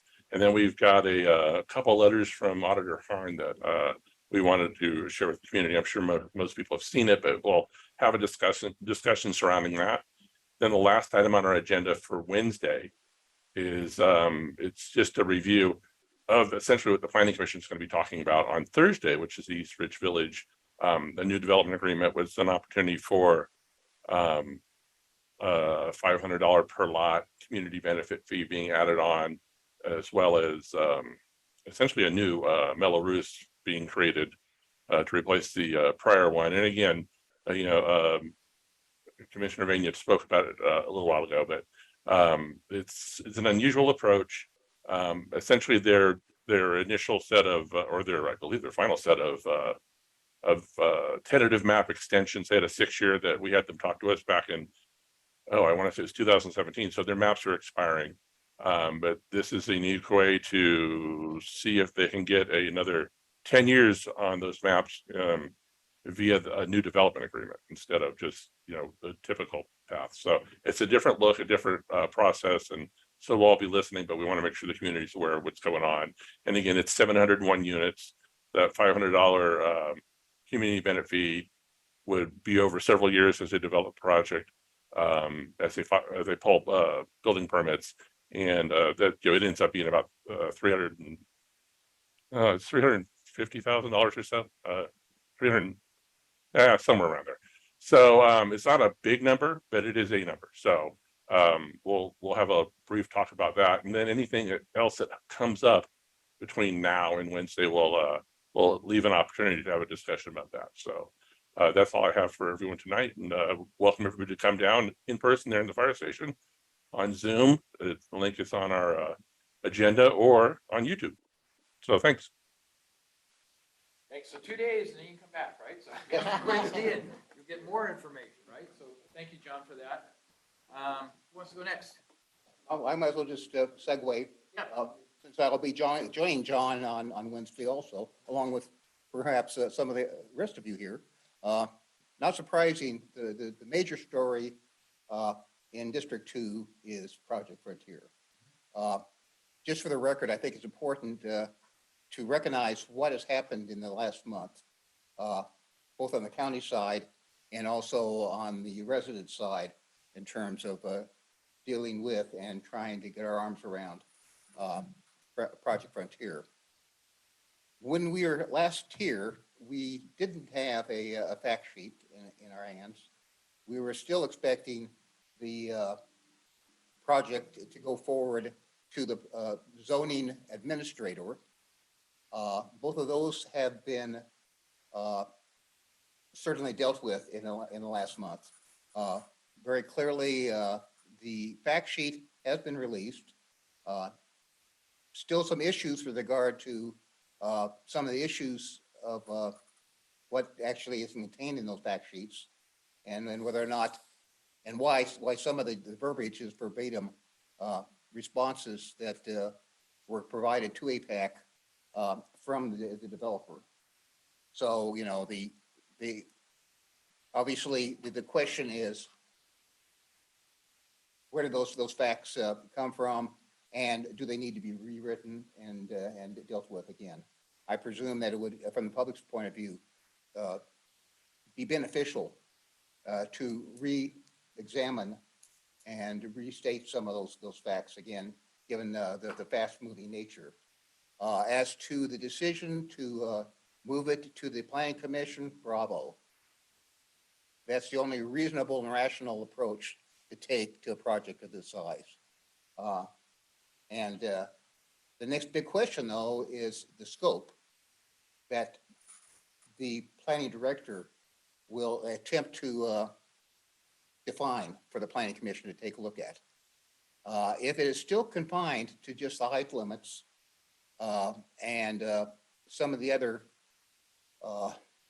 relatively minor decisions that were put before the zoning commission, then that's going to be very problematic.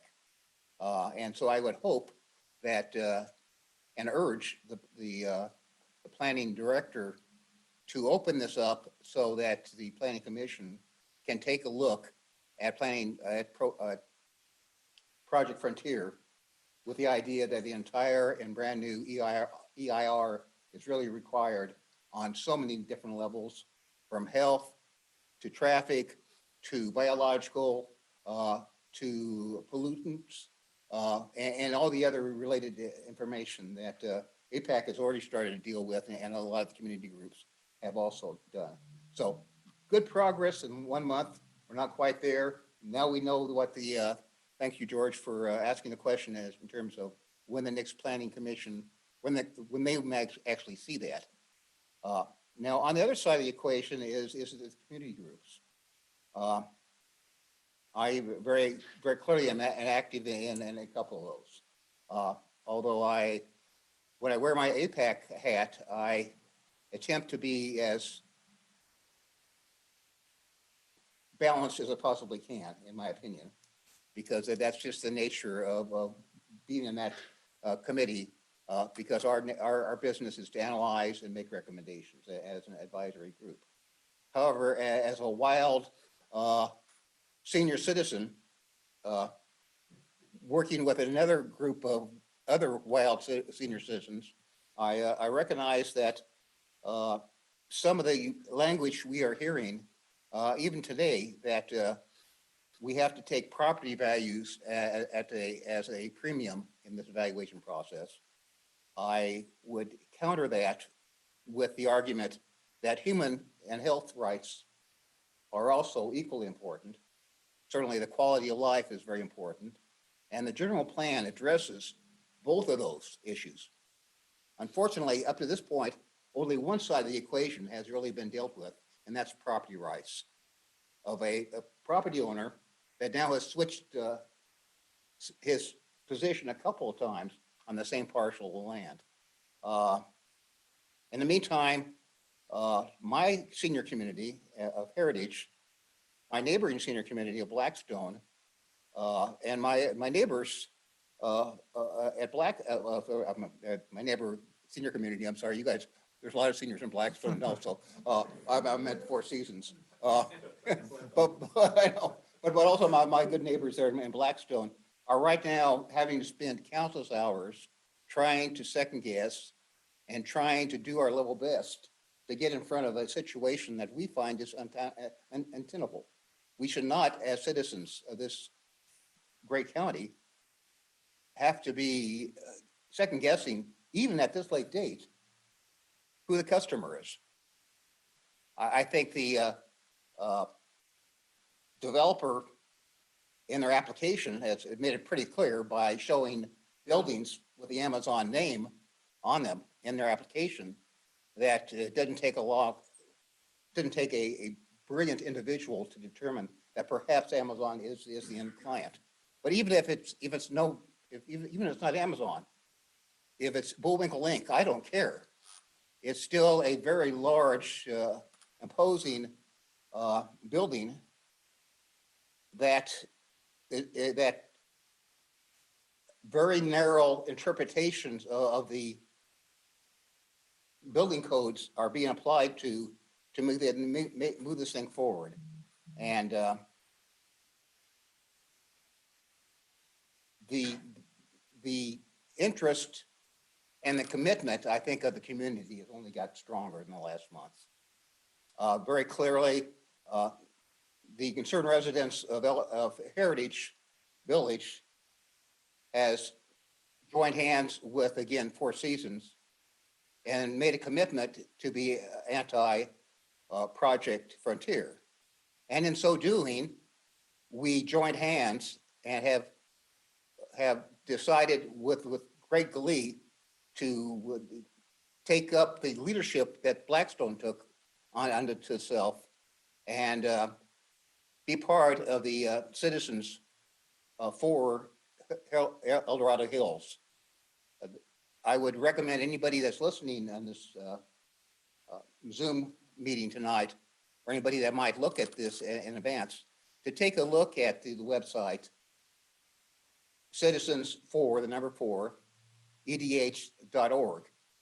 That'll give you a regular update of the activities going on. We, the communities down there, are standing united, and it's just not us. There are outreaches from people from Saratoga to Serrano to Bass Lake. Virtually every part of El Dorado Hills is engaged in this thing. It's going to get louder, and it's not going to go away, and until full disclosure can come forward and we can get this thing resolved. And I'm finished my babbling, so thank you. Thank you for that perspective. I appreciate that. So with that, I think it's Cindy and I that get to wrap up the rest of them. So I'm gonna let Cindy go first, and she's gonna cover, I think, both her normal community information and outreach, and then also the healthy communities Our report. Healthy Communities rep wasn't able to Will come. there be so- public comment? You want public comment now? Oh, I don't know. Whatever you wanted to do. I'm sorry. I didn't mean to interrupt you, Cindy. Oh, sorry. Forgive me. Well, let's finish the reports and Okay, then fine, let's open fine. up for Okay, right, everything. okay. Yeah. So that way people know. Okay, that's great. Okay, a couple of things that Kathy brought in. She talked about with the emergency food allotments provided by CalFresh during COVID, they've ended. So there's a lot more food insecurity they're seeing in the county. So she wanted to let everybody know, and it's also on the supervisor's webpage. We put a calendar of all the distributions of the food available in the county. El Dorado Hills has 2, both on the 2nd and the 4th Tuesday. One's at Rolling Hills Church, or no, I think that's Hills Church now. Hills Church on White Rock Road, that's at 10 o'clock. The next one's, is that one we passed, May 9th? And then May 23rd, both of them, no, they're both at Hills Church. They're both at 10 a.m. So there's a lot of different places where they are giving food. So if there is some food insecurity, if you need to see the calendar, it is on the webpage. We have a link to that. And she also said, if you know of an individual, family, or student who is struggling making ends meet and may be eligible for CalFresh, to contact the Hub Navigator. And that number is 833-332-4827. And you can get connected to services there. Upcoming, there's going to be a series of free mental health workshops for parents. And the first one is going to be Saturday, July 29th, and it's being put on by Dr. Paul Sanseri. And it'll be at the El Dorado Hills Library from 1:30 to 4:30. And the first workshop is entitled Strategies for Getting Kids Off Their Phones and Devices. So that should be interesting. I know. So there's, Confiscation, is I that know, what that's all I don't about? know. That's good start. So he's going to be offering 5 different workshops through October 23rd. So again, we will be putting that information out in the links to the information and how to sign up to the free workshops. We'll put those on the supervisor's website. And she wanted to welcome the new, there's a new library director for El Dorado County. His name's Bryce Lovell. And she said he lives in Pollock Pines and grew up in El Dorado County. So that was her report. I'm gonna just go ahead. Yeah, I'll just just go ahead talk, and do just the go ahead date. and talk about the happenings. May 10th, the El Dorado Hills CSDs, they're gonna start their park parties again. And this one will be at Lake Forest Park, starting at 5 to 7:30 p.m. They're gonna have food and music and all kinds of different family-oriented games and activities. So that's starting up. And May 13th, the CSD is doing a nature walk at Bass Lake, and that's going to be from 9 to 11 at the Selwood Field there. They're going to meet at the Selwood Field parking lot and then take a nature walk. So they said just to bring water and comfortable shoes. This is coming up again, it's a very fun event, May 13th and 14th. It's the El Dorado Hills Chamber, the Art, Beer, and Wine Festival. That's this weekend, and it's both days from 11 to 5 at the El Dorado Hills Town Center. A great event. There's all kinds of vendors with selling things, and also you get your taste of beer and wine. It's just a wonderful event, and it's supposed to be great weather this weekend. So that's this weekend, and May 20th, a new event. It's the 3rd annual Youth Fishing Derby. It's very, very popular event. It's for toddlers up to 15 years old. They have 2 different times. First one is at 8 to 9:30, or the second one starts at 10:15 to 11:45. It's at the Village Green Park by Serrano. And this year it's going to be free because there's going to be donations. There was a local State Farm agent, Nick Bertetta, and he donated money, as well as the El Dorado County Fish and Wildlife Commission and the Serrano Homeowners Association. So that's exciting. It's a great event, and it's free this year. And then the farmers market is going to be starting May 21st. It's going to be every Sunday from 8 a.m. to 1 p.m. at the town center. So that's starting this month as well. And plans are in work for the 4th of July celebration Oh. down in town. So we hear more about that next month.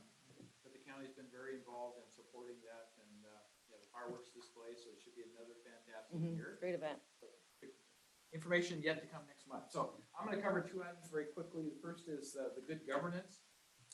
Our good governance team is actually having a charter review committee meeting this evening. They start at 5 p.m. So they're meeting in Placerville. There's 6 specific things that they're looking at in terms of their agenda. The first is the Taxpayers Association. Chris is familiar with taxpayers. Had suggested charter additions regarding department presentations and the budget hearing. So they're going to be looking at that. The second item is the committee is going to receive an overview of the budget process. So that's kind of an educational part that's coming from staff. And third item, committee to review the proposed recommendation of the Board of Supervisors requesting the review of the 3 comparator law enforcement agencies, which 504 provision in the county charter determines what our deputy sheriff's salaries are, and it's based upon comparisons of Amador County, South Lake Tahoe, and CHP. So that's always a bone of contention because that salary range tends to cause comparative analysis and other situations where the sheriff at one point in time was making less money than the undersheriff. And so the board had to step in and take some action because that's not right. And there's other situations where we talk about the county council and the district attorney. And so there's a lot of things that end up getting linked to the charter section 504 to the point that it really needs a thorough review. And that's what our charter review committee is looking at. So 4th item, they're going to examine term limits for elected department heads, whether certain elected department heads should be appointed rather than elected, and if the committee will be recommending any charter revisions regarding elected department heads. There's a long story on all that one. Just as a reminder, any supervisor has term limits. You can only serve 2 successive 4-year terms. Then you have to be out of office for 4 years, and then you can run again. That's the only provision in the charter for any elected official. There's 7 different categories of elected officials, so 7 different areas and the Board of Supervisors. But the only one that term limits applies to is the Board of Supervisors. So that's always been kind of a quandary to me. It must have been based upon historical things that happened in the county many years ago, but the Charter Review Committee is looking at that. Next thing, they're going to receive an update from the Ad hoc Communications Committee. And then they're also going to determine topics and confirm dates for the next meeting, which is tentatively scheduled for June 12th, 2023. Again, it'll start at 5 p.m. at the supervisors meeting. And I believe these meetings are recorded as well.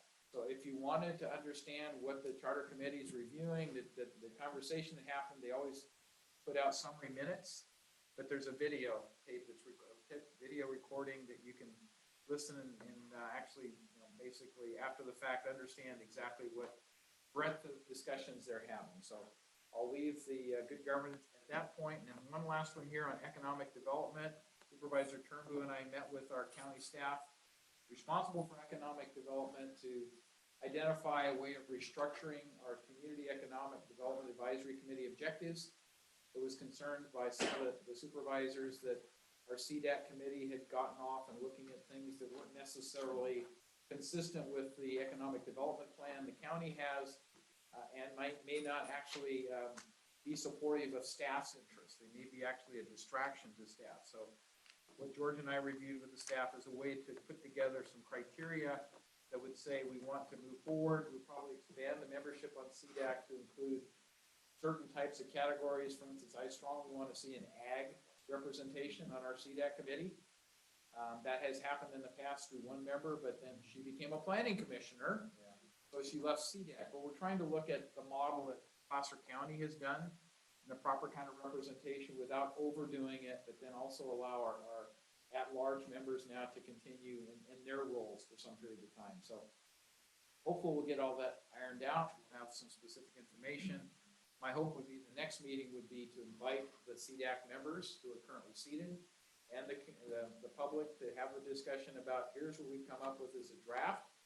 This is what we want comments on, and this is, where we hope to go in the future in terms of getting this finalized. It would probably include a new set of bylaws for CDAC. Again, pretty much put boundaries on what they look at, what they don't look at, and how they report to the Board of Supervisors. So, and this is just one of many volunteer committee and commissions that we've tried to implement some reforms on to make sure that the activities are consistent with what the county wants to see and consistent with our strategic plan overall. So it's a consistency measures what we're trying to go for. One thing I'm trying to promote is somebody on this committee is logging. Logging's been a big issue in this county for a long, long time, especially when you're talking about forest management. And what we're doing right this year, Institute, we're going to have a field trip that's going to go economic development, and we're going to take a tour up there to the new mill that's in where the Dixie Fire was. And it's basically a small mill. What they've taken and used a lot of the lumber in that to rebuild that community. So I'm trying to promote that in Grizzly Flat right now. So if we could do that, it would really be awesome, especially rebuilding those houses and people that lost their homes that had no insurance. So that's one of the big issues that I'm promoting. And then also working with the Forest Service. One of the things, I had a meeting with the new forest ranger and stuff, and they're bringing back forest genetics. I don't know if you remember that one in the Camino where they were actually had a lot of the trees and they were doing the planting processes and stuff. So that's coming back. They're going to expand that. So there's more money, grant money that's been poured into that. But also the Forest Service is looking for people to go to work. They really are. They're looking to hire a lot of new people to help with firefighting, but also replanting issues. There's all kinds of different issues that's going on.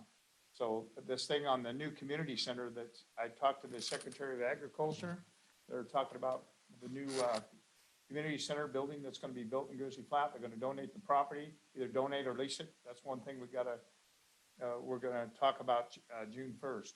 And that community center can be used for all kinds of different things, like a command center. They could also, where Mike could go up there and distribute food out of that facility to help the people, the local residents in that area. But also, we're talking about even classes. and stuff, and working with the Forest Service, because if we can get a small mill put on that particular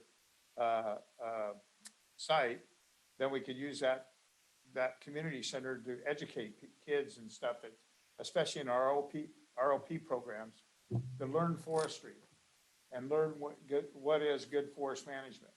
So there's a lot of things that community center could be used for. So that's one of the things I'm trying to promote, and I think it'll be a great asset, especially for our young kids on our county, especially when they're going through the firefighting classes right now, the ROP program. So there's a lot of things that could be there, because I used to belong to the Young American Foresters, and I remember doing that. We used to go out and plant trees all the time, and we volunteered is what we did. And so I think this can be a real great thing, especially for our younger generation. Good.